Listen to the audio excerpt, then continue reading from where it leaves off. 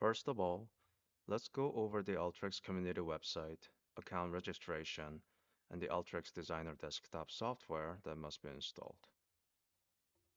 From the Google search bar, I will search for Alteryx community, hit click, and upper right hand corner, you can see sign up and sign in button. If it is your first time registering for Alteryx account, you can hit sign up button, followed by register here. And from this point on, you can type in the pertaining informations for each screen, and it'll lead you to all the way through the email or cell phone verification step for you to log in to the Alteryx community website. Once that's done, you'll be able to log in to the Alteryx community website and go to the community website homepage, and you will see this screen.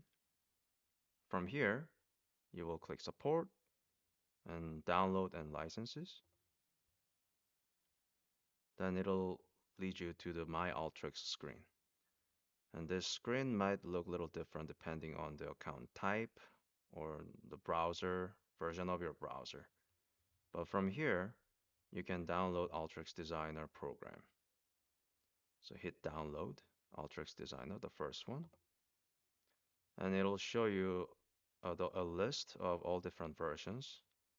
And from the date that I'm seeing right now is 2024. February is the latest version. So I'll download this, click, and hit next. And there's a different version of Alteryx Designer software that you can download. You can download Alteryx Designer non-admin version and hit download.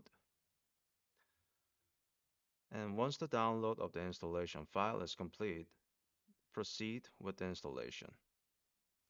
If you create a new account on the Alteryx website, anybody can use the Alteryx Designer program as a trial version for the first 30 days for free. And after you have completed the program installation, please proceed to the next lecture.